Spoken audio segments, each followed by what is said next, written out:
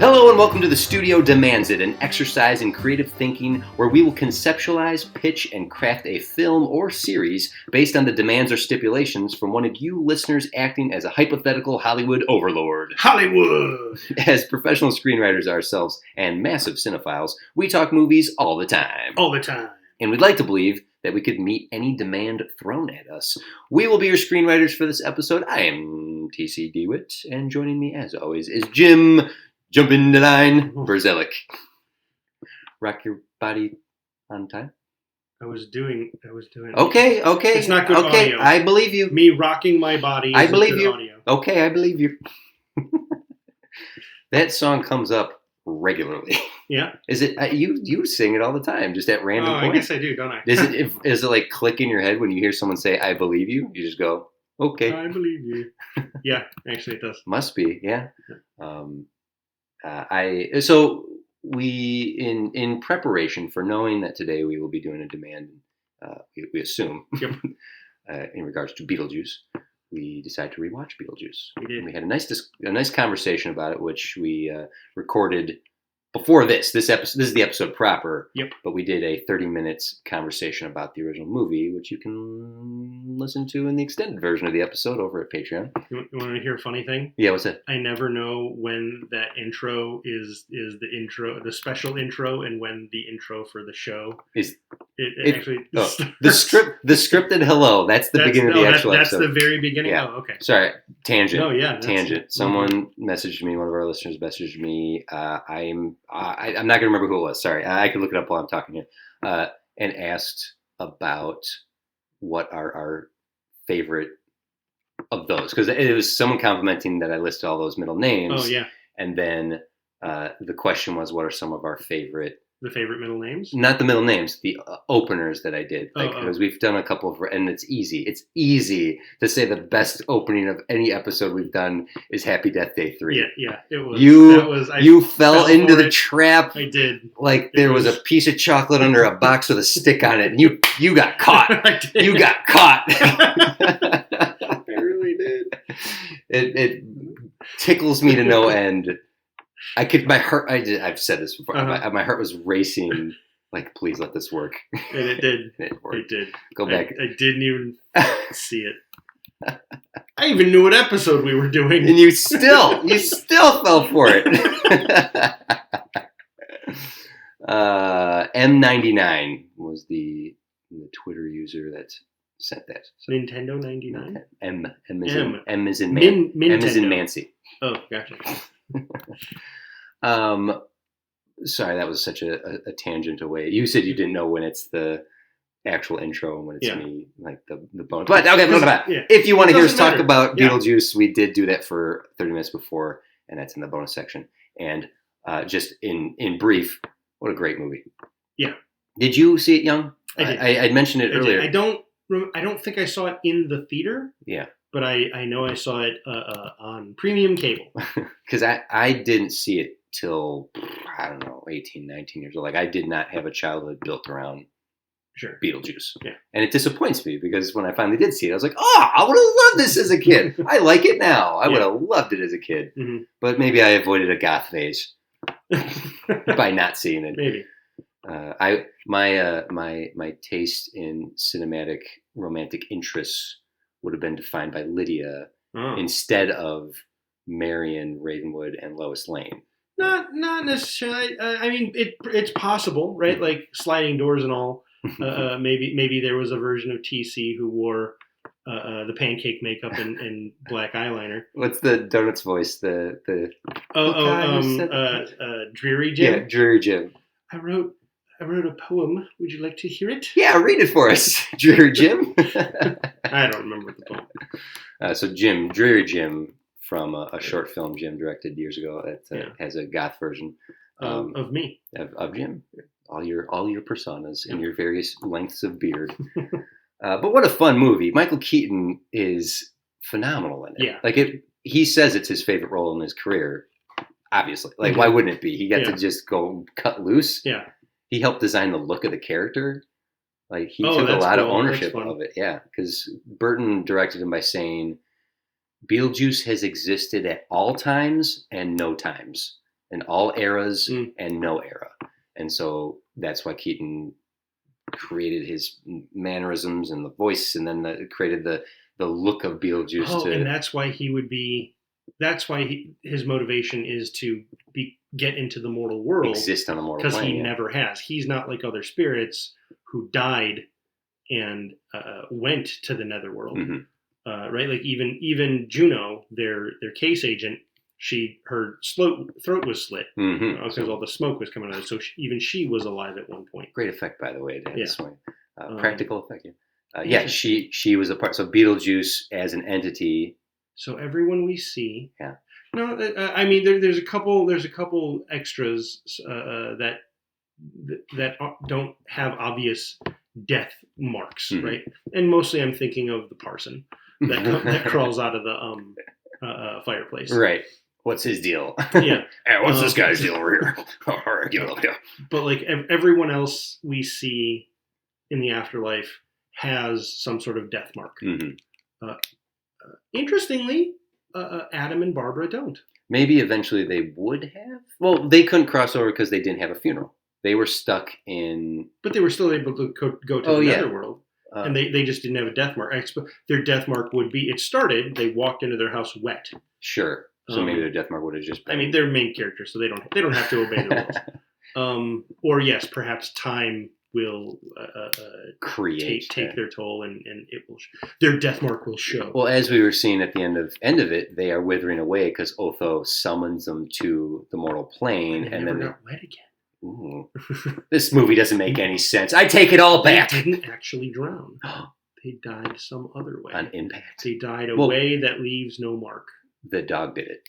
Just for we did witness. The dog sought his revenge. Pure spite. We were even shown beforehand, right? The dog crossed the road. And he's like, "Hey, I'm walking here. I'm walking. Bark, bark." Yep. And then the next chance he got was on that bridge. He ran them off the road. Yep. And just looked down and watched them go. And not even like first he was on that plank to save them. He's like, and then they're like, "Please don't move." He looked at him and said, "I want you to know it was me." Yeah. And then he stepped off. Whew, brutal, dark undertones in this movie. Murder. Little note. Like you had found another title that Tim Burton wanted to use. The original title was Murder Dog. Murder. Yeah, that's right. Which is right on brand for Tim Burton. He loves. Oh, I just banged my. Drum all day. Yeah. Well, since we're speaking of Beetlejuice, let's go on over to the demand and see what it is. What movie is it about? Well, it's about Beetlejuice. How many times have we said the title at this point? I think like 8. He's been here and back again. Yep. Knowing this was going to be Beetlejuice, I did pull. What's that? Sorry. You said here and back again, and that made me think of Bilbo. Bilbo's books. Yeah, I'm imagining a cross between Beetlejuice and Lord of the Rings. All right, what would that be? Gandalf needs Beetlejuice to steal the ring from Smaug. Got to get the ring back. And so when, he strikes a deal with. He did exist at all times and no times. It's true. Oh my God, Lord of the Rings, Beetlejuice, Lord of the Rings, The Hobbit. The Hobbit. Okay. The Hobbit. The Juice. The Juice. I don't know what the alternate title would be, but Beetlejuice instead of Bilbo is an interesting one. So I won't say this is a hack, but I will say I did grab this Beetlejuice demand because it was the longest. Oh, okay. So we've said in the past, some of our listeners, know how to speak to our sensibilities because they'll put in a nice essay paragraph of what the demand would be. I'm not saying we won't take short ones, but this is the one that caught my eye based on. All right, I'll throw it out there. Someone suggested we do Beetlejuice as the Muppets. Hard not to read that demand. It's just it's a sentence. But then I write like that's. It's a fun exercise, but that's a casting exercise. Yeah. I think I was playing a role-playing game. I was playing the Blade Runner RPG the other day, and I think I offhanded mentioned making Blade Runner with the Muppets. We could do a whole episode of it. We could make a whole podcast just about recasting the Muppets, movies with the Muppets. But speaking of demands, Jim, our listeners have given us demands from studios literally all over the world. And you listening now, you can send us any demand you'd like, and we will have to meet it right here on the spot. And when we reach the end of the episode, if we've done our jobs, we will have pitched a full script and story, meeting or even exceeding those demands. And when we reach the end of the season, your demand could be greenlit by the listeners for our finale. So thank you to everyone who keeps submitting, even the fun Muppet ones, because we can have casual off conversations like about, yes, I know who you are. Please keep sending us Nick Cage as X as your demand. You've been doing it since season 1, and I love you for it. Nick Cage is Beetlejuice? Yeah. Oh, it's showtime. Nice fucking model. I'm here for your daughter, Chuck. I see you've seen the sandworms too. Today's demand comes from Lee from River Styx Studio. Okay, here we go. One of the more infamous Kevin Smith stories. Oh boy, please don't. Uh-oh. One of the more infamous Kevin Smith stories is the existence of Beetlejuice Goes Hawaiian and the chance he had to write it. Jim's giggling. Keep going. Kevin Smith's response wasn't everything that needed to be said? Kevin Smith, good man. Yep. He went on to write Superman. Seth Grahame-Smith, another writer asked to work on the sequel, said, I don't want to be the guy that destroys the legacy and the memory of the first film. I would rather die. I would rather just not make it. I'd rather just throw the whole thing away than make something that pays no respect and doesn't live up even close to the legacy of the first film. Well done, Seth Grahame-Smith. You could have earned a very heavy paycheck. Sorry, I'm riffing. Yeah. Continue the demand. The script was written by Jonathan Gems based on Tim Burton's ideas. It follows the Deetz family as they... I didn't know that. I only ever knew the title. Okay. There's an actual plot to... Well, there has to be, right? I guess. It follows the Deetz family as they move to Hawaii to develop a vacation resort. As construction begins, it's quickly found that the resort is being planned atop an ancient burial ground. Enter Beetlejuice, who accidentally awakes native spirits and causes mayhem. All right. The others might not be willing to do it, but we here at the River Styx believe you two can pull this off. Thanks. And clearly, this movie isn't so sacred. They're making a new one. It's time we go Hawaiian. Fellas, it's 1990, and it's showtime. Thank you, Lee and River Styx Studios. Okay, a lot to unpack here. Yes, you were giggling at the Kevin Smith anecdote here. Mm-hmm. For those who might not know, after the success of Clerks and Chasing Amy, Kevin Smith became like the it guy in Hollywood and was given a chance, brought in for meetings at Warner Brothers, and was being brought in to pitch him writing Beetlejuice Goes Hawaiian. Yeah. And while he was in the room, he also saw the Superman script laying there or something with Superman. He's like, What's that? Oh, that's Superman. No one cares about that anymore. And Smith was like, let me do that. You can read that script. It's out there. It's called Flyby, I believe. But Beetlejuice Hawaiian Goes Hawaiian is just one of those infamous movies that exists out there as a never was. Probably for the best. But now we are being asked to do it. What were you giggling at? I don't even remember. It just the whole notion is preposterous. Well, we got at least... Actually, I say preposterous. I actually wouldn't be surprised if that's an episode in the cartoon. Of Beetlejuice Going Hawaiian? Like, that premise sounds like an episode of the cartoon.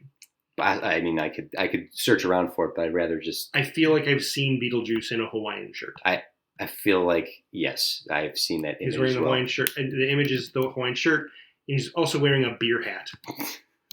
Wow, you have in my mind. Did you dream this? Is this a fever dream? They're all fever dreams. There are some fan film posters made of Beetlejuice Goes Hawaiian. Looks like people have made like mock trailers for it. There's a fan made animated version of Beetlejuice Goes Hawaiian. This is an infamous film. There's many video essays online. I'm just seeing now that there's a lot of people out there talking about this. I don't want to sit here and dissect why it never happened. I'd much rather sit here and do I like this man. Hey, so Tim Burton had a crazy ass idea. First, let's talk about some of the difficulties or changes that are going to happen. One of the things we commented on was so amazing about the first Beetlejuice was its scope. It is a house. It takes place in a house. Yeah. And almost nowhere. There's like 2 sets beyond just the house. Yeah. And 7 characters? Yeah. Like main characters? If we're going to Hawaii, let's think of the movies that have gone to Hawaii. The only Brady one Bunch? I can think of, there's a TV show that they only had to do it for half an hour. And then like 8 minutes of that was commercials. The only other one I can think of, actually, it wasn't even Hawaii, so that doesn't. I was going to say Police Academy. It was Miami. They didn't even go to Hawaii. They couldn't even get across an ocean. They knew better than to go to an island. Even Police Academy knew better. Police Academy, the latter one. Yeah. Actually, with the number that I don't even know if it was a ladder. It was 5. That's like right in the middle. Gutenberg was gone at that point, right? Yes. Yeah. Okay. It was not even good enough for Gutenberg. So yeah, the scope of Beetlejuice is small. Mm-hmm. It's to imagine. So how do we bring in the personality of Hawaii? How do we show off the things that you are supposed to show when going to Hawaii? Do we conceive that through the lens of Tim Burton? Sure. Because that will change. One of the reasons this shouldn't have been made is the a bit insensitive that it's on an ancient burial ground. Sure. There's inherent insensitivity to the first people of the First Nation of Hawaii. The Hawaiians, yeah. So definitely take that into account. Which now technically Lee has said we get to travel back to 1990 to do this. Yeah. So we get to be all kinds of offensive. But I want to take with us sensitivity. So thinking what I know about sort of the Hawaiian episode of a thing, mm-hmm. I don't know that ancient burial grounds was ever a part of the tradition of Hawaii that was ever exploited. It was always tikis. It was always tiki statues and idols. I would be more comfortable being insensitive in that capacity. Yeah, sure. I want to acknowledge the insensitivity of it, and now with that acknowledgement, I do want to dive in. I'm willing to not sit here and split hairs over that. Is that a demand? Must it be a native ancient burial ground? Could it just be a graveyard? Because there are people there and they have to bury them. So there's graveyards. To be fair, from the description is they found a planet atop an ancient burial ground. We can argue with Mr. Burton about that and just say, they accidentally awaken native spirits. There could be fun in that in creating a villain for them to go up against. That if it's not Beetlejuice, so we're going to protagonize Beetlejuice, or thinking of him in terms like I know you don't. You actually are a little about Mummy Returns, but in a sense, it does come down to Imhotep and Rick and Evie versus the Scorpion King. Like the enemy of my enemy is my friend situation. So trying to utilize Beetlejuice. Oh, well, essentially Beetlejuice is being used as a targeted weapon from Lydia to her parents. So that is also part of the demand. We have to have the Deetzes in there. Well, the initial pitch is the Deetz family has moved to Hawaii to develop a vacation resort. If you're making the argument to not include them, I wouldn't want to include them. Okay. Beetlejuice, right? He failed with the first. Also, we'd be losing the Maitlands. Sure, yeah. If we're not going to have Adam and Barbara, then we might as well not have any of them, and it's just Beetlejuice. Theoretically, right? Lydia, what's her? Winona Ryder. Winona Ryder was kind of a breakout there, so I feel like if you have to take anything, it would be right because that's what the cartoon was like. Where it's going to be Lydia and Beetlejuice, right? That even not that in 1990 we know it, but 34 years later, the characters that are retained are Lydia, Delia, and Beetlejuice. At least that were shown so far in the trailer. Sure, yeah, it'd be great to see Alec Baldwin and Gina Davis pop up. It would be if they choose to. If they choose to go there with the characters, but we'll see when we see it. Okay, there's a bit of John McClane Die Hard 2 possibility here of Lydia going to Hawaii and getting roped up into a situation that she's like, I know how we can solve this, and I hate to do it. And maybe Beetlejuice has been trying to sneakily get in touch with her for like a fly that keeps coming back into the room, like a buzz off, and he can't get through again. I like some of that. I really like the idea that because Lydia has the knowledge, mm-hmm.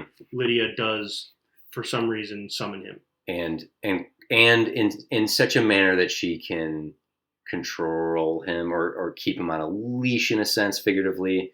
And then if there's some sort of supernatural thing that Lydia stumbles into wanting to help stop, and knowing this crazy bastard can help her do that, then Beetlejuice basically being a turncoat and being like, yeah, I came here to stop you, but maybe we can work together and I can get some out of this deal. Villainizing him. But sure. Loki, very Loki-esque. He is a trickster demon of sorts, right? Mm-hmm. So Lydia having the fail-safe solution of, oh God, I know how to take care of this problem. Keep it going, because I'm still, it's not falling into place for me yet. I've gotten that out. That's just what fumbled out of my mouth at this point. So structurally speaking, it would be introducing what is happening on the island, who is doing this, what is the antagonistic force that's being unlocked here. Do we Brady Bunch it? Go on. Charles, being a real estate guy, mm-hmm. goes to Hawaii for an extended vacation, right? He doesn't live there because mm-hmm. they have their home in outside New York. Mm-hmm. But he brings his family. Delia initially hates it there because that's who Delia is. Mm-hmm. But then she finds some art that really, really appeals to her. There's some of this native sculpture that she really likes, and she wants to incorporate these tiki idols into what she's doing. Mm-hmm. And she basically disturbs a tiki god, Mom, one way or another. Don't you think utilizing that for your art's a bit insensitive? Oh, shit. We didn't say the word insensitive in the 90s. And that gets the Deetzes and the basically poltergeist them. We poltergeist them. She moves the idols. That upsets them. And they come to life and start haunting the Deetzes there. Mm-hmm. Lydia can do a thing initially because she has read the guide for the recently deceased. Yeah, actually, interestingly, Charles has also read the by the end of that movie. Oh yeah, he read the updated supplementary guide. Mm-hmm. Living with the Dead. Yeah. So they could do something to summon the Maitlands. Mm-hmm. Whether we do that earlier, like that's the first option, or late, that's how they're able to bring the ghosts from New York, have them show up in Hawaii to help them out if necessary. Things go worse, they have to bring Beetlejuice in, or they bring Beetlejuice in first and before they figure out how to bring the Maitlands to help them fix it all. I think I know. I like this. Mm-hmm. I think I know how to rein in the scope of this. Okay. And for our insensitivity part, the tiki god that they upset is the god of rest and the protector of the dead.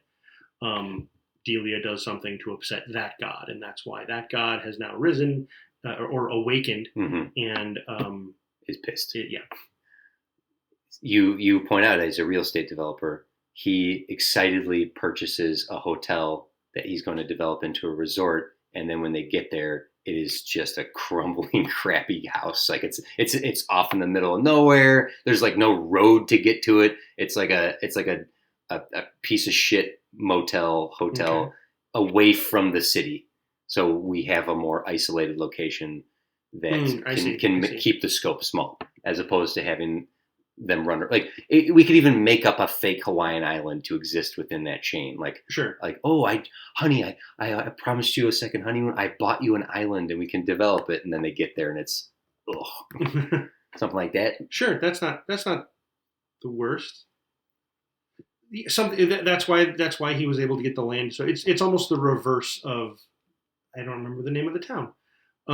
It's the reverse. That town was idyllic, right? Yeah. And Charles wanted to develop it because it'd be such an easy sell. Mm-hmm. Here, maybe he takes an opportunity he probably shouldn't have, where he buys beachfront property, sight unseen. Oh, and he gets there, and it's a rundown. I'm probably cribbing way too much from Shit Creek.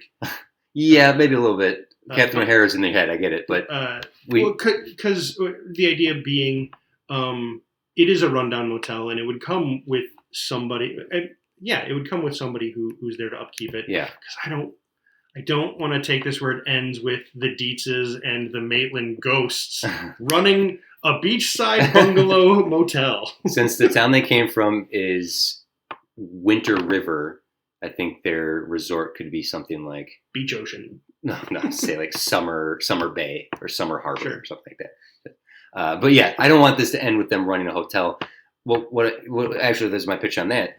Whatever people we have on the property to start with that have been trying to keep this rundown motel operating, this can end with them successfully having this and the Deetz returning. Like they are the financiers of this summer resort, but they don't want to stay here. And so do we incorporate new ghosts, and we actually do that really schmaltzy ending where ghosts are running the hotel? Well, that's kind of fun. Schmaltzy. That's kind of fun. It is kind of fun to think that like the ghosts and the proprietors are working together to run the place. Yeah.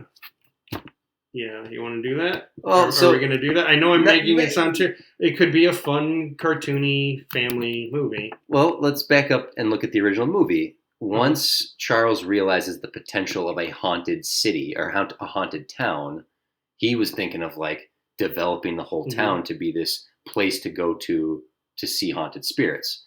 And Adam and Barbara were like, no, we just listen. This is not what this can't work. You can't summon us to this place. You can't use us. Finding a way to make that work could be something. It could be something, but the only way we could make that work is if our spirits want that from the get-go, because the whole point to Charles being that is Charles is an antagonist at that point. It's not until the end when he's reading the How to Live with Ghosts and he's given up his notion of turning the town into a theme park, because what he doesn't have to say it, the lesson he has learned, his arc is, I'm not going to just develop these idyllic small towns into monetized capitalistic theme parks. Wait, then, okay, yes, you're right. If he took the hotel that we've suggested for this resort and develops it in such a way where it's a tourist trap, that would be against the lesson he learned in the first one. Yes. But creating a hotel for the dead, a vacation location for the deceased. So I'm halfway there. Yeah. Okay. How does Charles make money on that? Do we not need to concern ourselves with that? Well, no, that's a fair question to ask, especially because Robert Goulet would ask the same thing. How do we make money on this, Charles? Goulet! Fair. Yeah. What is the advantage of... Okay. How does he get to that solution? The dead people tell us where their buried treasure is. Oh, you like that? Well, no, not necessarily, but pirate gold, like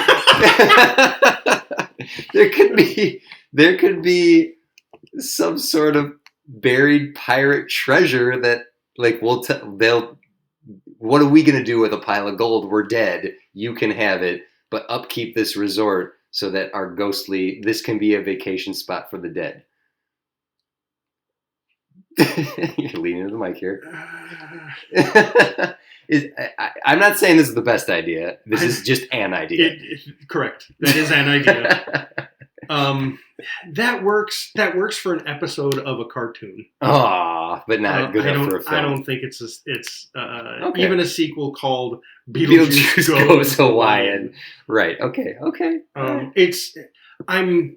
I am digging the Hotel for the Dead. We can lose the buried treasure, I'd ask. Because you asked, how would he make? What's the advantage of him doing this? Yeah, right. That's a fair question. Like that is a logical question. Yeah. If the initial idea is, I bought an island, we're going to build a resort on this island. They get down there and it's trash. We can develop this into a place that makes us money, and then ultimately reaching the solution of, well, we can't make money on this if we leave it for the deceased. How do you upkeep it then? Yeah. So there would reach a point of like, logically, I'm going to give up on this dream that this makes us money. Or is there a way to say, that it can be a resort for living to go to meet the dead. God, I think I just thought of something. I think I just. Are you going to Jurassic World this? No. Okay. I think I thought of. Okay. Could it be a location where people who are alive can meet with their deceased, and therefore another character we can add into this is Lydia's mom. Lydia's mom. And then the location becomes a sweet place for the deceased to speak to the living. That our capitalist characters can exploit for value. Donations only. Donations only. You make a fair point. Capitalizing on people's. They're basically a seance resort. Yeah. Let's call it seance resorts. What do you? You've made a lot. The worst bit. Pay us so you can talk to your family. You're right. That is kind of cold blooded. But I think that's getting us closer to. It also it feels so temporary and low stakes. What if it's not a business opportunity? Charles, who just honestly he seems like a regular guy. Yeah. He wants to just go on a beach vacation, so he's booked one to Hawaii, and it's Delia who causes all of the upsetness. Mm-hmm. Okay. What do you think about that? In a sense, she is the one who causes the problem in the first one as well, because she's trying to trash the house, and they just want her to not trash the house. Leave our house the way it was when we were Damn alive. you, Delia! But Delia has learned how to coexist with ghosts as well.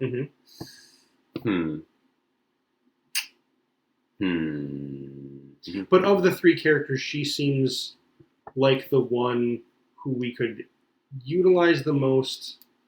And by having her lapse on her lesson, and you know what I'm saying? If Charles lapsed on his lesson, real estate, whole communities are displaced. Right. If Delia lapses on her lesson, she just makes some insensitive art. Right, and then that unlocks a torrent of awful. Yeah.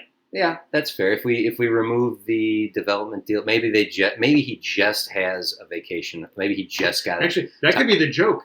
Is he encounters no problems and just has a wonderful. He has a great vacation. He has an excellent vacation. We shouldn't involve your father in this. Yeah. He's just getting a sunburn while drinking Mai Tai. He just keeps missing all the hat. Even when he orders another Mai Tai, it floats to him and he doesn't realize. Doesn't even notice. Yeah. So relaxing. So he's oblivious to the entire the whole movie. Yeah. He's just sunburned on the beach by the end of the movie. Yeah. I'm okay with that. That's kind of funny. and speaking of sensitivity, the less Jeffrey Jones got better. Not in 1990.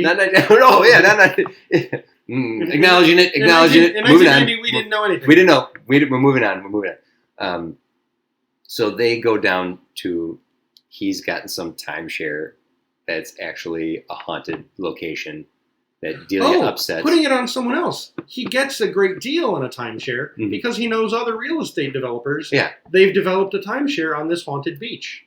And yeah. So that abdicates, I don't know if that's the right word, absolves. Absolves our characters. It involves them, but absolves them of the crime of the wrongdoing. Of knowingly exploiting the dead. Yeah, okay. Because they get there and find out that it's buried it's built on a burial ground or some the sort graveyard. of. You moved the headstones, but you didn't move the bodies. You moved that. Okay, so they've upset this location. What's the tipping point here that this is the moment? Is it still Delia admiring the artwork? I see. How is this? That's my initial thought. Yeah. Well, so this development might have already been rousing problems, right? Like, maybe it doesn't go fully go over the edge. I got it. Go for it. They convince Charles to come down for a vacation, but they need him to do a consulting job on the development. It's like an old connection. It's like, Charles, you're the best. I need you to just come down and look at this property. I'll give you a free vacation. I'll fly your family down here, and you can just give us a quick. The whole time it's just a timeshare. thing. They're that's funny trying too. to get him to buy. That's funny too. That's funny too. I just getting him down on the pretense of we just need you to consult on this, and then you can have your vacation. And he's literally like, I will give you X amount of time, and like sets his watch by it. So he's like, and he even gets to the point where he starts like, oh yeah, I could see, and if you beep, beep, beep, beep, beep, well, that's my time, and then he just walks away. Yeah, that could be fun. I also like the idea of him continuing saying, this better not be a timeshare. Yeah. I know better than that. I know I know better. I would never fall for this. I was like, that's fine. It's fine. It's a free vacation. You come down here. As long as it's not a timeshare. It's not a timeshare. You do the consulting for us. You can't.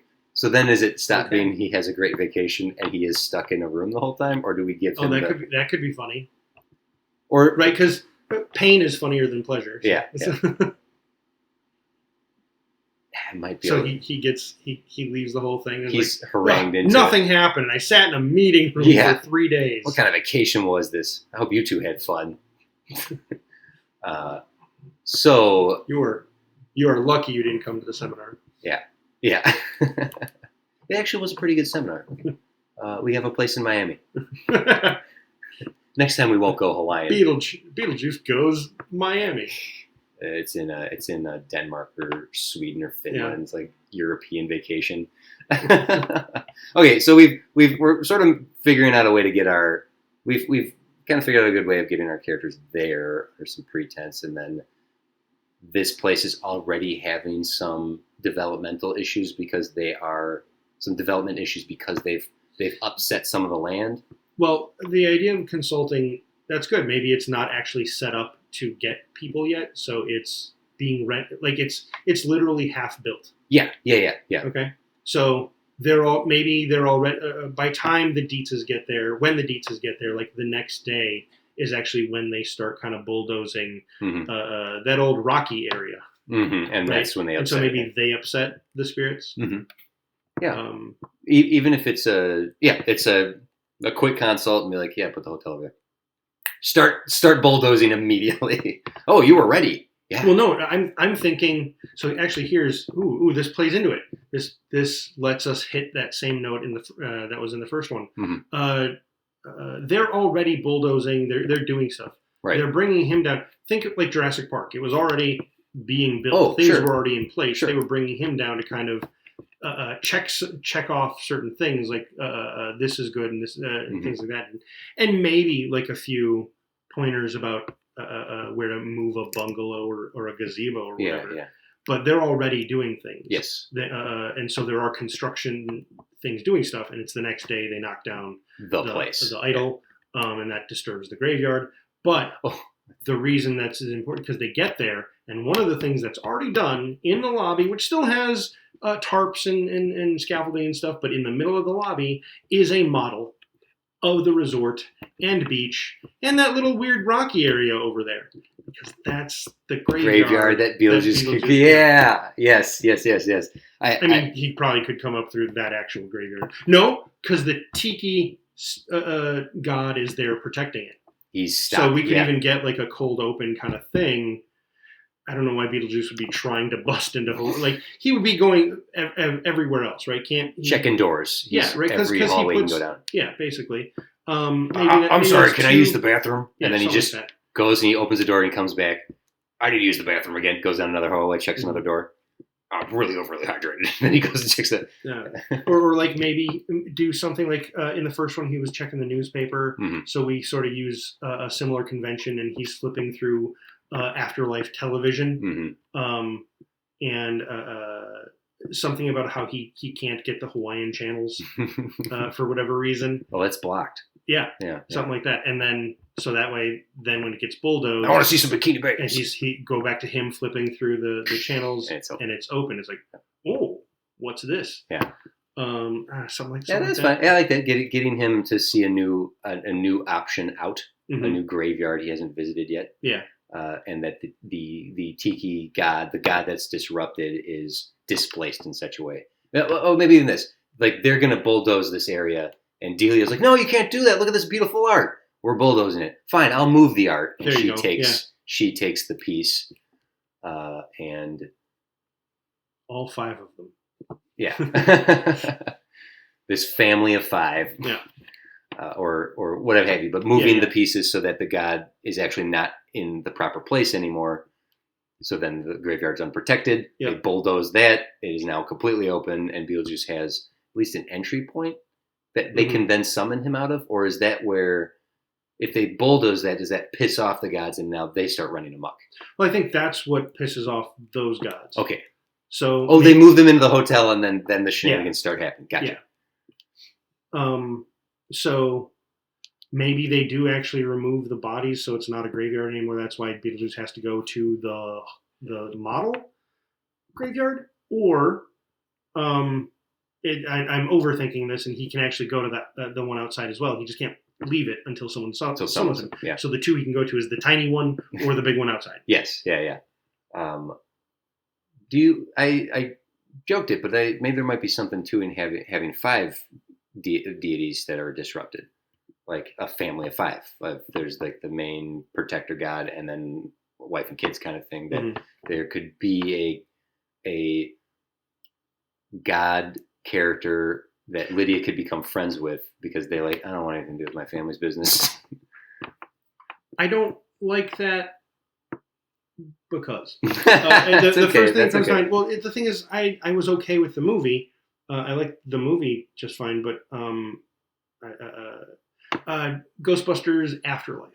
Oh yes, that's what that feels. Yes, like. You're right. And that's okay. That movie hasn't come out yet. That movie's not going to come out. It's coming for 30 some years. A couple years. Yeah, just a few years from now. Just a couple months from after this one. Yeah, it's coming out next week. Yeah, you're right. That cleaves way too close to that, so I don't want to necessarily do that, but I do think Lydia is capable of befriending these spirits. So if they're all adults or what have you, she has proven herself capable of communicating with them freely without fear.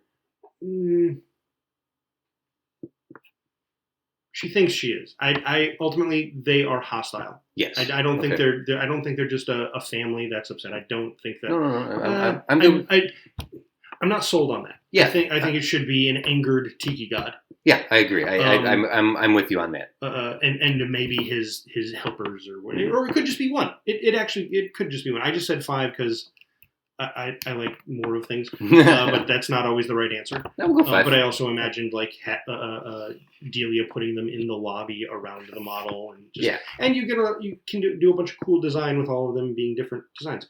Very Tim Burton-y. Yeah. I think Charles actually, and if we don't just stick him either having a terrible time or a wonderful time, right? His initial reaction is, "Wait, I know how to do this. We want to live peaceably." And the thing is, because I read the Living with the Dead, but they're not they're not dead. They're not the dead. They're tiki gods, and they're ancient. They haven't read these newfangled books. Well, and they also have no desire to live with. They're like Beetlejuice in that way. They're not just the dead. Oh yeah, making them more of his ilk as opposed to ghosts as we've seen them. Yeah. Yes, so Charles would initially try to make peace, but it's not going to work. And Lydia is going to be the one who will have to figure out how to deal with them, between either summoning the Maitlands, if contracts work out, to get Alec Baldwin and Gina Davis back, and if not, we can just go straight to relying on Beetlejuice. Let's assume the Maitlands can be involved, and that's who the first people she would call. Like literally contacting them in the attic and saying. Then the way here, suggestion. Yeah. The way Lydia does it, she has a chalk and she draws a door. Oh, that's great! Yeah. So she goes to the netherworld, and one of the creepy dead office workers has to end up guiding her, escort her back to her New York home. So then they go there and then back. That sounds a little boring. I'm sure we can have some more fun with that somehow. But then they don't know what to do, and they have to call Beetlejuice. Or while Lydia's gone, because maybe her parents think something happened to her, Delia calls Beetlejuice. But they wouldn't want to. They none of them would want to. Could getting the Maitlands faster would be helpful. That if there's, I mean, thinking of, you evoked the image of her traveling from A to B, and I thought of it in Barbie, how they go from Barbie Land to the real. It's like all these very cartoonish things to get there. Having that be the underworld navigation of like, I mean, this and this. That's sort of that is. I know the pacing you're talking about. That is it, but that is essentially what happened in Beetlejuice. Mm-hmm. They went through the door, and the first place they appeared was the waiting area, where they made a ruckus, so they were hurried through, and then the roadkill guy ushered them through, so they got to see the office of paper. So we got to see a reception area. Mm-hmm. We got to see office workers filing paperwork, and we got to see a hallway, just like a weird empty hallway.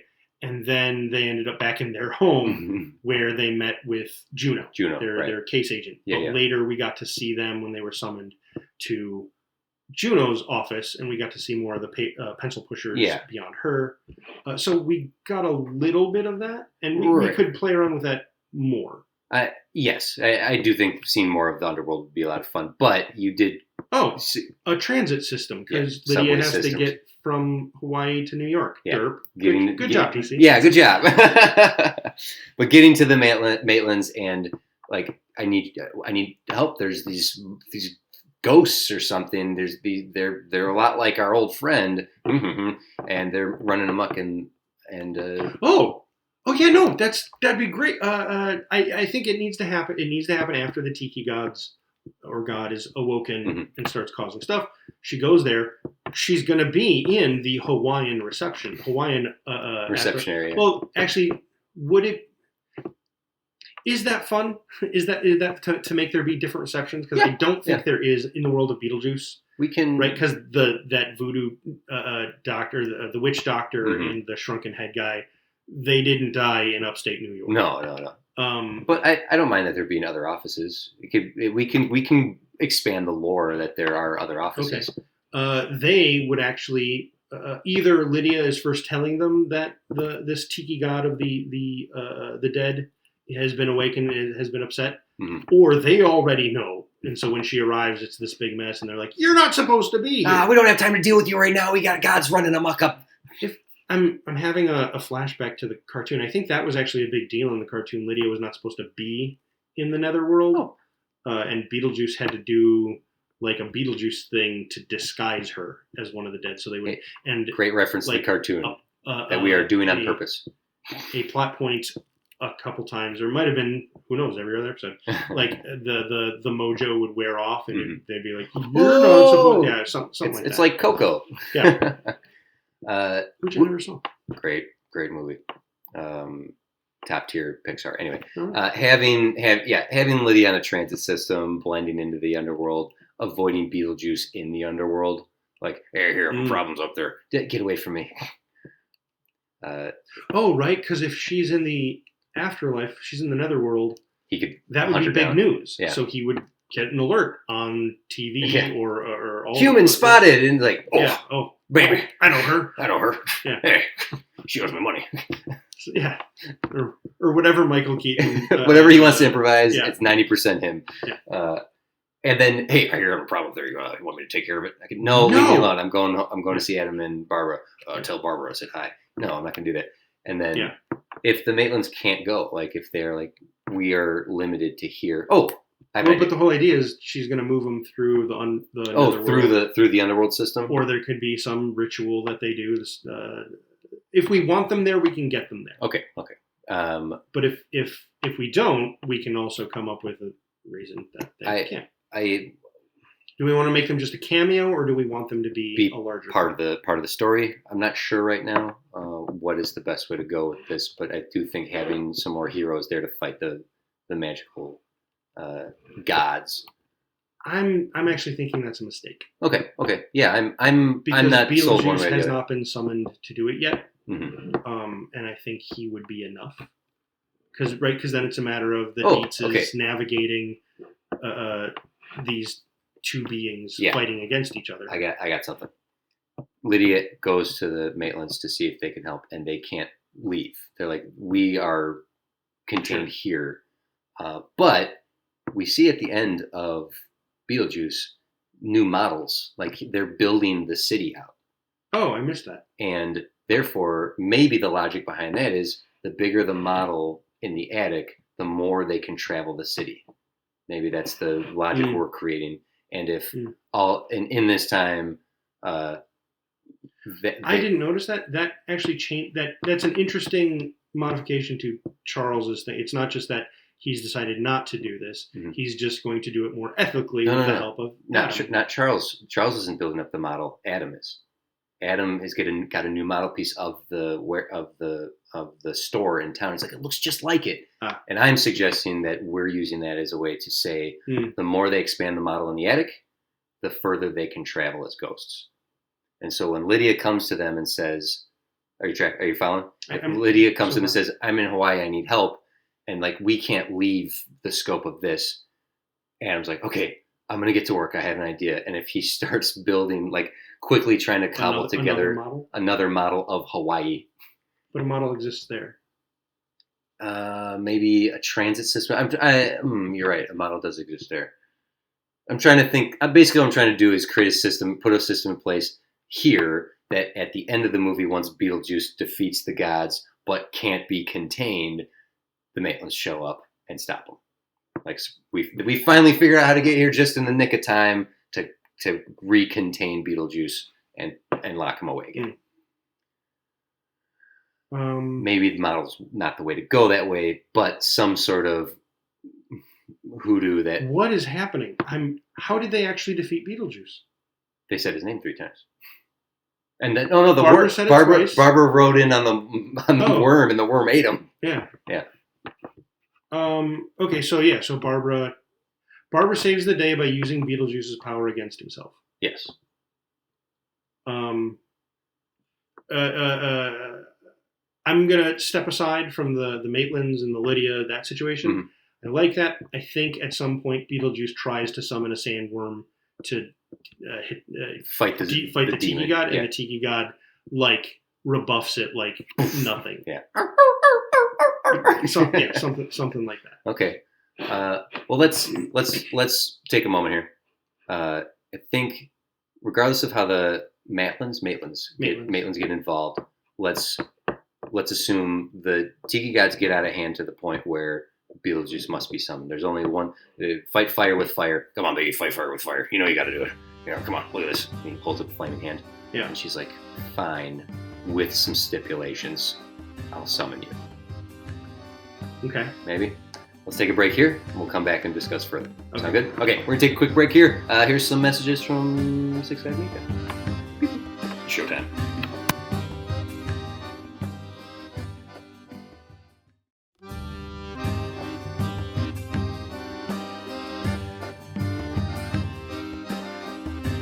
Okay, now it's showtime. Yeah. I said it before, but... You gotta say it like he says it.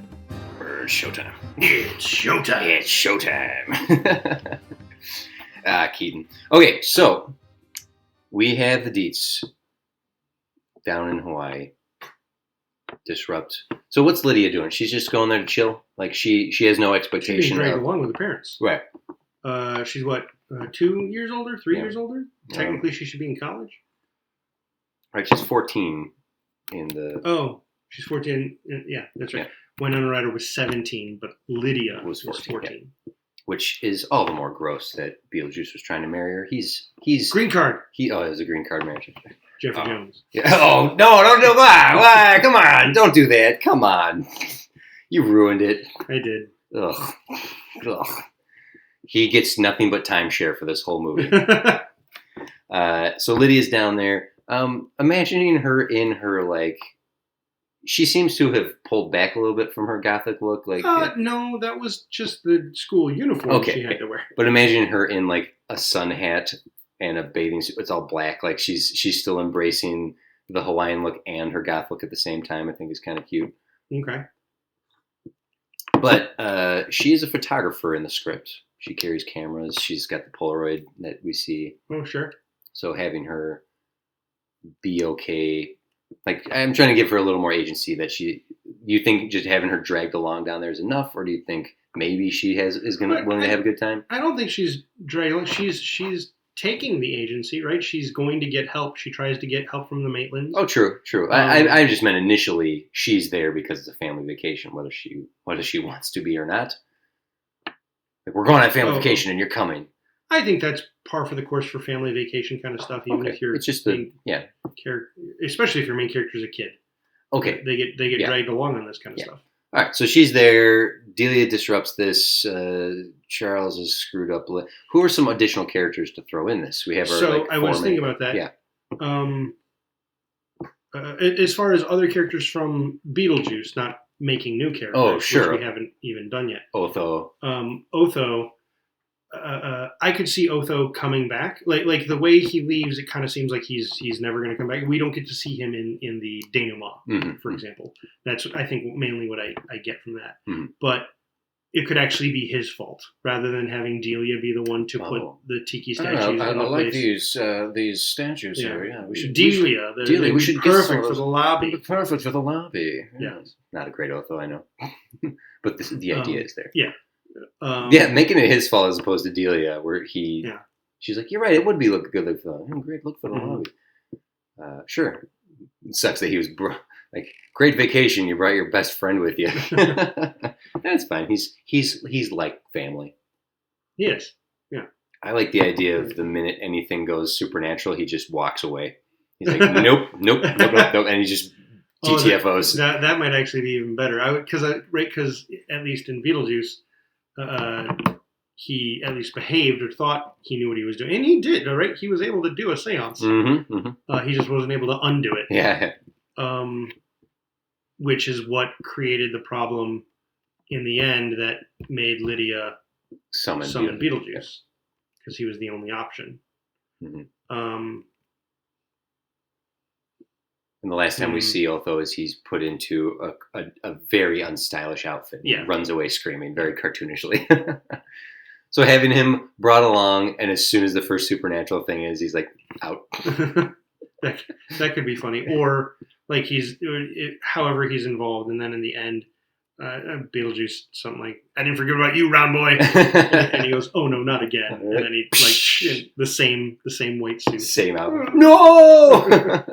No, I'm embracing it this time. This is in this year.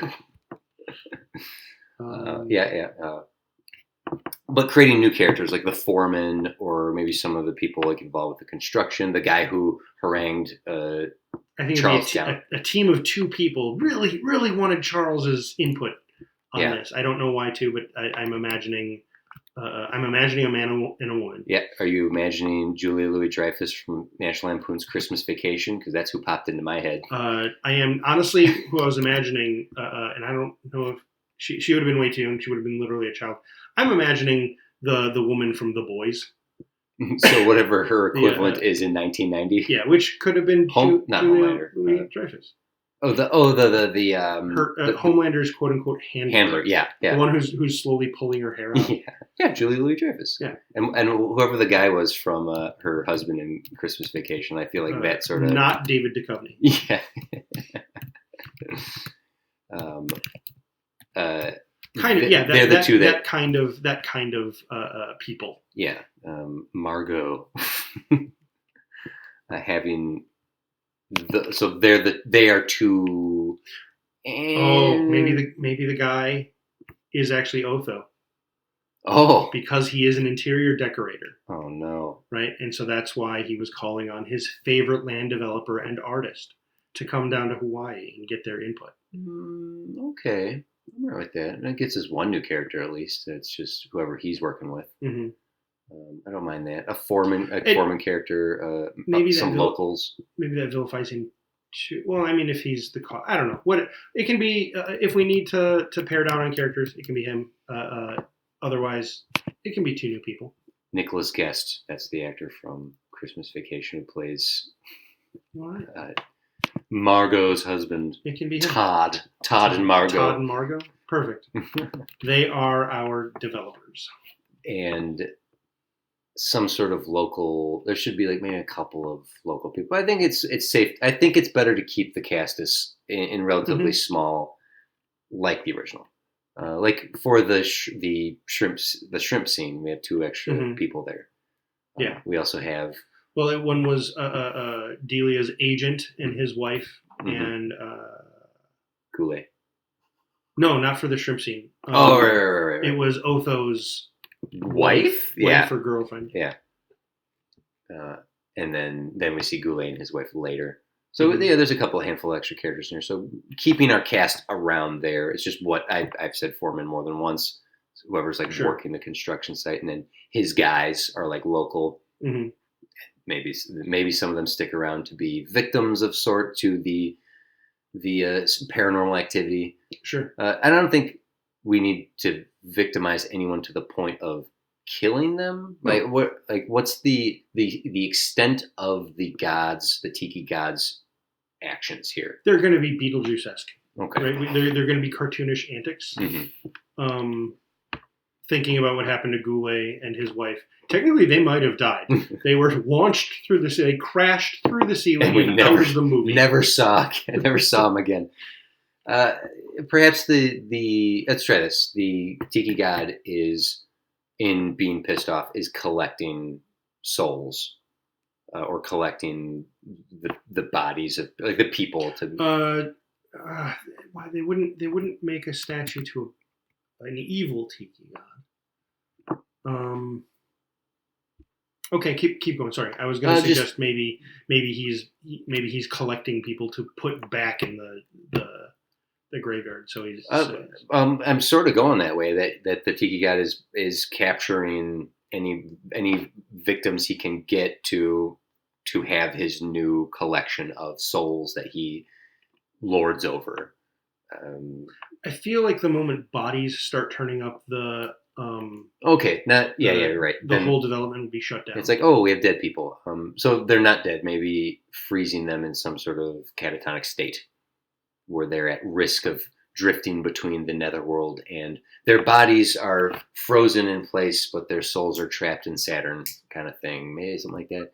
I'm just trying to. Mm-hmm. What do we raise the stakes just enough where we maintain the escapades of right? Because interestingly, until Beetlejuice showed up, there was no bodily harm. All of the harm was the threat of the living learning about the dead. Mm-hmm. Because our main characters, the maidens, were giving up the ghost. Right? Okay. They were terrible at doing this haunting, and it was, oh no, the living are going to find out about us, and that will result in no good. Okay, so playing off that. Perhaps it's less about the living that are the problem, and the fact that the Tiki god is either allowing spirits to cross into the living plane, or spirits are breaking through from ghosts are coming out. There's a leak in the dam. Sure. So then, I don't know if that the Tiki god then isn't the malicious force, unless the Tiki god is creating havoc by fighting ghosts back into the ground, and so there's all this activity happening. No, I don't. What if he's turning people that are there, mostly construction workers, who all knew what they were getting into? You know what you were getting into when you signed up for this. Go ahead. He's quote unquote killing them by turning them into Tiki statues. Okay. Right. Okay. So then, you do an effect where the Tiki god does a thing to the guy in the bulldozer, and he's like, "Oh no!" And you turn away to see the effect, and you turn back, and he's no longer a person; he's now a statue sitting in the driver's seat. So that's something. I don't mind that.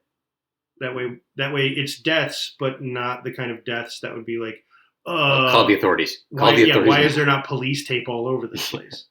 Essentially what we need to do, I don't mind that, but what we need to do is create such a threat with the Tiki god that they have to get Beetlejuice to help. Sure. So it's not just cheeky shenanigans, and you're right, it can't just be murdering people and stealing their souls. There has to be something that this deity is doing that is so disruptive, the only option is to break glass in case of an emergency. Okay, going back, reverso. They didn't just move a tiki idol like Bobby Brady. They break them, and those tiki idols were actually holding now we're talking something prisoner. It was like a prison, big bad. are they jumping into and bodies? that big bad is maybe that's okay. Sorry, I didn't mean to cut you off. I was trying to get ahead of you. They're turning everything into a graveyard. Okay, is my first thought. So they're turning the whole beach, the whole resort. Mm-hmm. Tombstones are popping up, and the dead are crawling out of them. Like this thing is bringing the dead back to life. Not we don't have to do zombies. Right? Mm-hmm. They're not zombies. Like all of the green lady at reception. Mm-hmm. She pops up on the beach. He is turning it into an undead resort. Okay, essentially. Okay, right. A resort for the dead. And they're like, this is no good, especially maybe as people get dragged to the netherworld. Maybe. Because if we drag them away entirely, that's missing people, and that's somehow less violent than dead people. What do you think about the possession idea? That if the tiki god is like letting... To what end? What would they do? They do the Thriller dance at one point. Mm-hmm. Yeah, they all do the choreography. Like in Ghostbusters 2016. God damn it! Not that bad of a movie. Okay, creating... You've disrupted my graveyard, and now I will claim... you've freed me. You've freed me from my prison. I was imprisoned in this... It doesn't even have to be a graveyard at this point. It was just...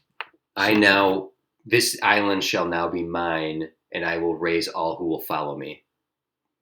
And then you can have like hey, reception, ding ding ding. Hey, reception, where'd this lady go? Oh, my number was called. I'm going up, and then she gets to go like up top, and he's creating a fracture between the netherworld and the living. Sure, but Beetlejuice would be all about that. He can't get it. It's only available to ghosts, so he can't.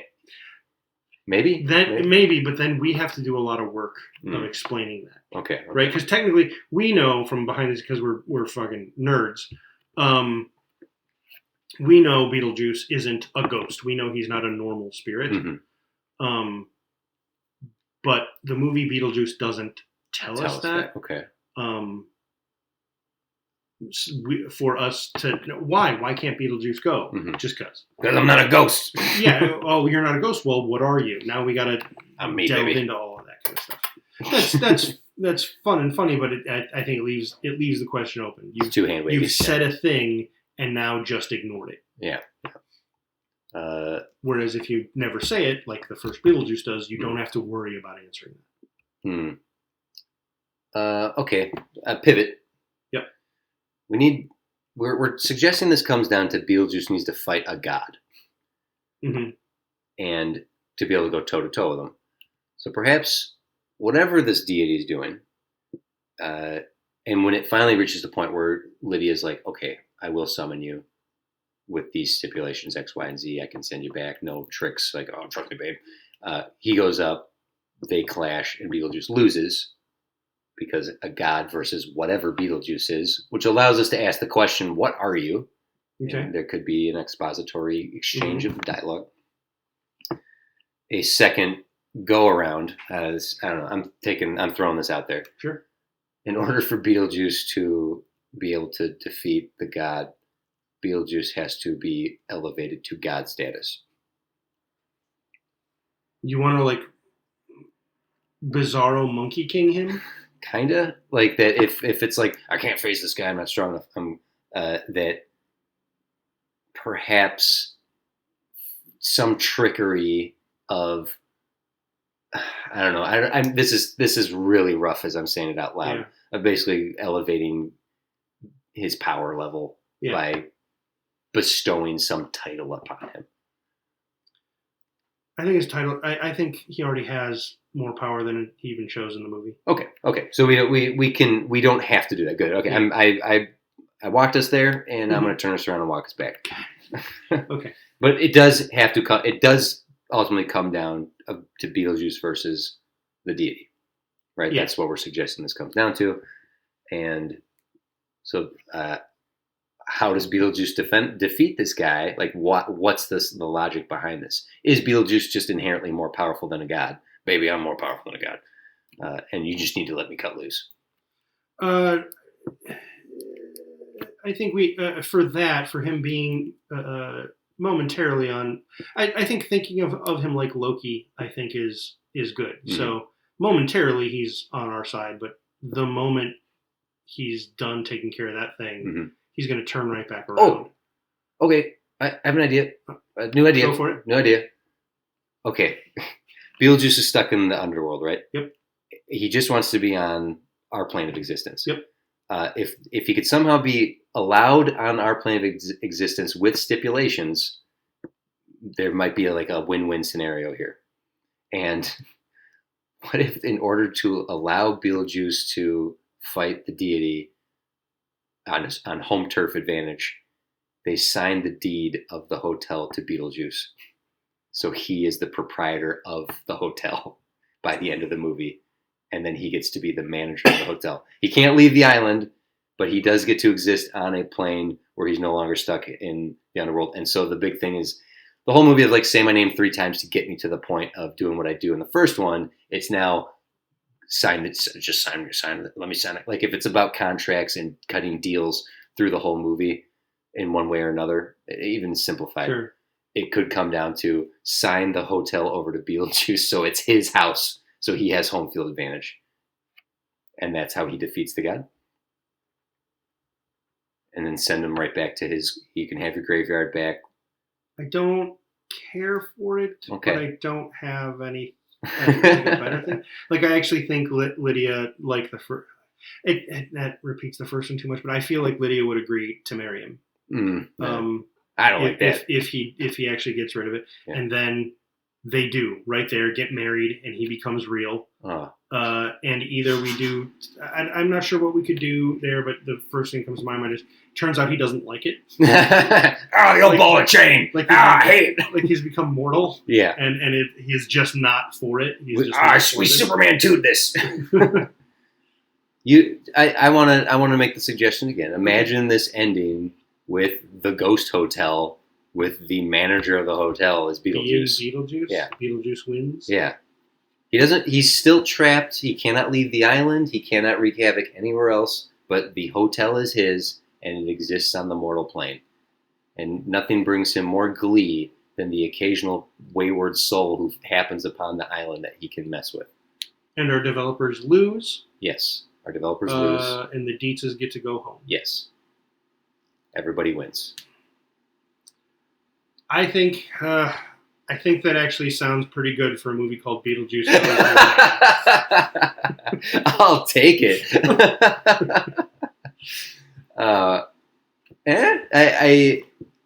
There's a lot of questions. Weirdly, normally we blow through Act 2. Uh-huh. I think we're like blown through Act 3. Like he fights him and wins. Yes.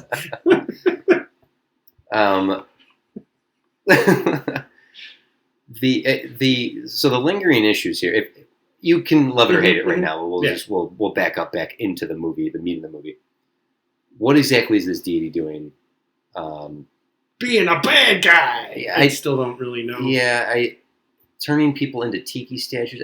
I like the idea of the prison, and that it seemingly was a graveyard, but it actually had locked all these deities in place, or this deity and his minions in place, and now he's ready to take over the world. Well, and that's the thing, right? Like that's such a big jump in scope from the first one, and that's how sequels work. But to go from this house and this spirit getting out to taking over an entire island at the least. It's a small crappy island with a small crappy mountain. That's true. So this spirit has gotten free. Has been the seal is broken. The spirit is free, and maybe that's what it's going to do, right? So it does to the resort what Beetlejuice did to the house when he took over. Yeah. Actually, I guess he only did that to really the fireplace. He didn't really do that to much. But either he ghostifies or spiritifies the resort, and they're like, "Oh no!" And he's like, "Oh yes!" And it's not going to stop here. I'm going to do this everywhere. I mean, do like a quick montage of other hotels suddenly on the island, like getting tiki-fied. That's the. I don't like it. I'm sorry to icky you. That's fine. I've but yucked a lot of urine over the years. Yes, you not have. even today. You're onto something. I think becoming the lord of the manor, there is the threat of it going beyond the island. And what's funny, actually, come and think of it, if this deity comes out and is like, I'm going to take over this manor, this hotel, and this island, and I shall be king, and then he and Beetlejuice fight, and then in the end, Beetlejuice gets the island and the manor as king. It's sort of like, well, why did Beetlejuice get the island and the deity didn't? That's a good point. Yeah, but because he's not getting the island, or unless you're imagining it's a tiny island with just this resort on it. I am kind of suggesting that this is a very small location. I was thinking the whole island might be a bigger fictional Hawaiian island. There'd be a town. Yes, and even other hotels and resorts on other beaches on this island. Okay. This is just one crappy abandoned motel. That's the way to do it. These two developers are like, we're gonna make it a resort. Yeah, that's the way to do it. When you had suggested other hotels being possessed by this guy, I was thinking other hotels on other islands. Oh no. We'll contain it within the island.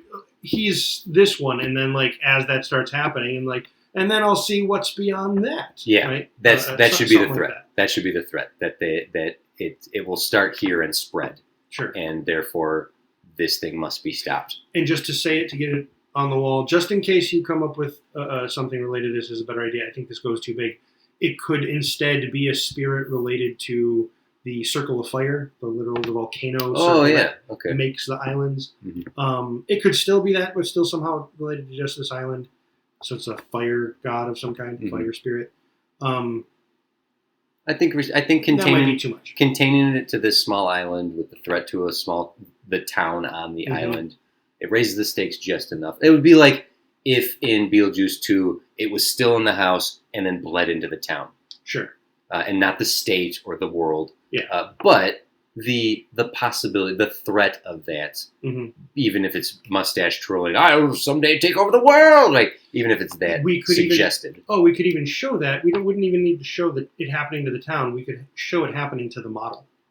Yeah. The model could have the resort, but then it's big enough, like Adam's model. It's big enough to show the nearby town, and so we see in the model the corruption from this spirit. And we see it bleed over to the model, the town part of the model. The town is slowly getting affected. The reach of this deity is spreading, must be stopped. Yeah, I think so. As far as tiki-fying people, yes. Possessing people, yes. I think everything we've suggested, raising some other ghosts or whatnot to help the deity haunt, yes. I think all of that. We didn't really hit or mention the Hawaiianisms. We didn't do a luau. We didn't do fire twirling. We didn't do hula dance. That's all flavor added to. Lays when you get off the airplane. What else? Well, there's a good gag there of one after another keeps getting put on Charles. Or And every time one goes on Lydia, she takes it off and gets rid of it, but she keeps getting one put on her. And God damn. Yeah, certainly some of the standards of, especially the 90s, the cliches of the Hawaiian location. Absolutely, yeah. I mean, that's flavor to sprinkle in. Okay. But having a fight against a fire twirling guy later, some point in the movie. But it wouldn't even need to be a fight, right? I think like the football team. You see the football team. Yeah. Okay. Yeah. We can certainly have luau's and pig roasts and all that. So what you're saying is that's more decoration? Yeah, I don't necessarily think. I don't think that necessarily needs to be inherently into the plot. Fair enough, but I do want to bring up the notion of when setting the entire notion of a location being a character. Mm-hmm. I feel like the whole point to setting it in a place like Hawaii would be to incorporate that, and I don't want to sum it up just as. We added this tiki spirit. Okay, fair enough. You know what I'm saying? Yeah. If there's a way, if we can think of something, I would like to kind of put it on record. Okay, yeah. Letting maybe they roast a pig. Okay. The location in the final confrontation between our tiki god and Beetlejuice, a volcano could start forming around them. Like the whole island's going to be covered in magma if they don't contain themselves. I don't hate that, but I don't. Like if a volcano starts to appear and then they push it back down. Like as the god is like reaching power levels, like as the power, then like earthquakes can start occurring, a volcano can start forming, and that is the physical threat. But it might even start as like they see a fire spirit, like it doesn't even attack anyone that first night. It's released. It just appears out on the beach or something. But right there, they do have roast pig, and it is possessed for some reason. We'll figure out a reason. So we get to have a musical number with food. Yes. Do we have another Harry Belafonte song we can use, or we just keep using the same ones? Same ones. Okay. We can find some others. Yes. Okay. Maitlands. Do we want to involve them as anything more than visiting them? Like I like the idea of her taking the transit system in the midst of this to speak to them. That's a fun visual to play with, or some sort of maybe there's a limitation of them crossing the way she got there. Like maybe there's some rule about how they do that, and so they have to take some sort of netherworld airline. So then we have had the two of them on a plane. Sure. I was initially thinking like some kind of train, some subway train, space train that she takes from Hawaii to New York, but it could be a plane. It's the Hell Train from our Lone Ranger. Plane, and then you can do some ghostly stewardess flight jokes. Attendants. Yeah, it could be the Hell Train from our Lone Ranger. It could be. We could tie that in. Yes, same universe, everyone. But what we could do is for like we can make up a reason that like, oh, we can't leave the house. The netherworld has put a 75-year moratorium before we can travel. Yeah, something like that. But the handbook says right the same way Otho's summon does. Take these back there, and they give them the wedding dress and tuxedo. So they go back and they could summon them in the third act to their outfits. So they could help that way. At least get them there to be involved in the finale of sorts. Yeah. To contain Beetlejuice. Sure. Yeah. Well, but no, at that point, right? Because the whole thing is he's going to get the hotel. Having Adam and Barbara get there. What if? Okay. Ooh, a dumb thing has occurred to me. Yes, I gave it some very dumb stuff. So Beetlejuice, when his name is said 3 times, appears. When his name is said 3 times again, he disappears. Yeah. Where does he go? In the movie, he just went back to the graveyard, right? Yeah, yeah. I'll say the idea anyway. I'm imagining there is a fetish, a totem of some kind. That's where he goes back to, right? That like in his apartment or for whatever it is. So what he says, when the deal he makes with Lydia, rather than marry me to let me be a real boy, he says, "Oh no, none of that. No. Just take this back to your hotel." And it's the item. Lydia doesn't necessarily know that, but she agrees to do it. And that happens. So now when someone says Beetlejuice, Beetlejuice, Beetlejuice, he just appears there in the hotel. It worked! So he can't... This place is beautiful! And his roach is on the ground. He can't be unsummoned from this new resort. He just keeps getting bounced back to his room. Basically, yeah. Okay, yeah, I don't mind that. And then that means he can still go out into the world. It's just when someone says his name 3 times, he goes back to Hawaii. I'd like to keep him restrained to this island. I don't want to let him run amok on this planet. No, he's Beetlejuice. He's ultimately he can go do Beetlejuice things. But miniature. He can't the same way he always has been. Yeah. It's just this island, this resort is now his new home. His new limbo. Okay, that's fine. I still think he should be the manager of this hotel. Sure, that's fine. Okay. Of course he would be. It's his home. I love this place. So weird. It's weird. Okay. Getting him that extra boost of power if it's his home feels like Beetlejuice logic. Like he's losing because he doesn't have home field advantage. The deity does. At least leveling the playing field of like, you may own the land, but I own the building, buddy. How colonizer logic. That's what the deity says right back to him. He's like, all right, don't put that on me. Pulls Christopher Columbus out of nowhere, punches him in the face, disappears him again. But yeah, I'm doing the whole ownership thing. Are we crowbarring the Maitlands in by having them be? Yeah, because we still didn't say what they did. Yeah. We have them show up to say Beetlejuice. Anyone can say Beetlejuice. Yeah. So maybe they don't get to be involved in this. I do like her going to visit them, but if they just like, we can't leave, if it just comes to that. But in the end, if they get to visit the hotel, Beetlejuice's hotel in the denouement. The other idea would be making up a thing so that the Deetzes take the Maitlands with them to begin with, which feels real Saved by the Bell to me. And it's actually the Maitlands who go into the underworld to find a solution to the released Tiki spirit. I guess what that comes down to then is, who do we want to be essentially our protagonist, Lydia or the Maitlands? If you do this option, they are once again the protagonists. We're following them on the quest to find the answer, whereas Lydia is back at home base trying to protect things, trying to deal with these things. And maybe that's because they're gone, she has to summon Beetlejuice sooner. Right. And when the Maitlands come back, they have the information about what I keep calling home field advantage. They're the ones who say something like sign this deed to that guy there. Okay, and the reasoning, the justification is it ties Beetlejuice to this place the same way they are tied to their home in New York. Yes. Which means every time Beetlejuice tries to leave, he ends up in the sandworm desert. Yes. Yeah.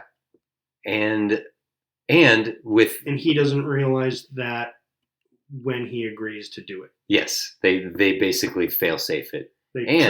It gives Adam and Barbara, we now get to explore the underworld as they're trying to find, like, through clerical bureaucracy, like, you got to go talk to this guy, you got to go talk to this woman, you got to go talk to this thing, and we can see them travel. The B plot of this is those two traveling the underworld, which thus expands this universe there instead of above. Yeah, we contain the story to this island and mostly to this beach. Yeah, whereas the underworld is what truly gets expanded in this movie. Yeah, I like that a lot. Okay, I think we came up with it in the last 5 minutes. Once again, we've successfully got to the end here. I think I would be happy to end here. Like, I think we've got. I mean, Lee was the one who needs to tell us, but are you comfortable? We got a pitch here at least, right? We got a full white sheet. We got a full. We got all of our actors back. Yeah. So you're welcome. Alec Baldwin. You're welcome. Well, Gina Davis. I love both of them. So, but I'm cool calling it here. I think we can call it for the episode. So what we need to know, Lee, first and foremost, did we meet your demand today? Hit us up if you agree or disagree. If you think we missed something, please let us know. Whatever. Lots of pineapples. Lots of pineapples. You can message us directly at studiodemands.com or on Instagram, which has been updated recently. I did it, everyone, at Studio Demands It. If you are not already, you can subscribe to us on whatever podcast platform you choose. And if you feel like giving us a little review, you can do so in that app, and it really helps us get it out into the algorithm. You can also find us on YouTube and TikTok, where we post video content not included here in the show. Jim, to do your thing, but do it for at least 60 seconds because I need to look something up. Okay. So you can also come join the conversation or start the conversation over. And no, join it. We're talking kind of. Well, this is bad. This is bad vamping. I'm just going to get to it. You're doing great. You've used up so much time. I'm proud of you. Thank you. You can join us on Discord if you go to our website, studiodemandsit.com. Right at the top there is a Discord link. to come to join our Discord channel. Come say hi and tell us what you think of whatever episode you have most recently listened to, and what you think we did right or wrong, or what you would do different or same. But I like that idea. Tell us what you would do the same. Agree with us. And then also you could do that if you are a member of Reddit. You can go check out our subreddit at r/Studio Demands It, where I don't update enough. Come on by and you're doing great. Say the words to us about how we did and how you feel about things. Is that 60 seconds? I needed a little more time than I realized, but you did great. And what I would like to do here real quick is Shane messaged us on Instagram in 2021. Oh. And I just saw the message. So Shane, first and foremost, hey, awesome. Thank you so much. He actually was the one who had pitched from Dreadlock and Handlebar Studios in the horror action hero episode. He loved hearing the suggestion idea for the episode made and you in the last minute of the last 5 minutes pitched his thing. Oh, did I? Yeah. So I messaged Shane. I was like, oh my God, we missed it. And he did message back. He's been listening and following since then.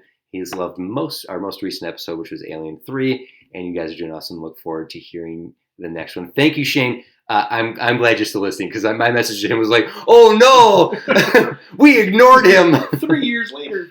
But that all being said, Instagram is we're nice and active now. I'm still talking to people over on Twitter. You just mentioned the Discord and the Reddit, but yes, we are very grateful for our fans, and I wanted to give Shane a special shout out for that very reason. So, a massive thank you. Oh, no. Yes, we also have a Patreon for a couple bucks a month. You can get episodes nearly. What is you giggling at? I'm thinking, like, we should probably formalize this. The way you formalize the intro. Yeah. Most of this outro is formalized. Yeah. But incorporating my thing, I'm just a mess. I've scripted. Yeah. For a couple bucks a month, you can get episodes early as well as double length episodes. As mentioned, we did about a half-hour discussion on Beetlejuice and Tim Burton and Sam Raimi. So if you want to hear that. You can also get movie commentary tracks and show some love. You could even subscribe for free. A massive thank you to 6'5 Media for everything they do for us. So please check out the other 6'5 shows if you're interested. I want to make a good plug again for David and returning student. But he's launched a new podcast called An Artificial Podcast, where David has a co-host that is AI. He has a that they got in a lot of trouble for creating that Scarlett Johansson sounding AI. He's using that program, and he's doing a podcast with that AI, which is talking about AI and the effects it has on the industry. And it's so that's a new show that's been launched. Jim, unless you have anything else to say. Nope. That does it for this episode. Great. This was fun. Beetlejuice Goes Hawaiian. Who knew? So thank you, Lee, for that, and thank you everyone for listening. We will be back again with another one of your demands to challenge ourselves to add to the world of cinema. I am TC. I'm Jim. What's up? Why'd you say it I'm trying to think of some last minute things. Some last minute thing. What's going through my head? The Tiki Spirit summons his own ghostly fire twirlers, who then Beetlejuice has to deal with in his way, and I'm not sure how. But and then I'm trying to think of more places to put the sandworm in. I don't think you'd actually kick it away or nothing. I think it'd be Beetlejuice would summon it, and then the Tiki Spirit would just be and then take control of it, and it would turn toward Beetlejuice. He'd ride it like in Dune. Not again. He'd ride it like in Dune. Yeah, that movie from 12 years earlier with the mayor of Portlandia. The David Lynch dude. I'm making a... Be kind to yourselves and others. Thank you, everyone.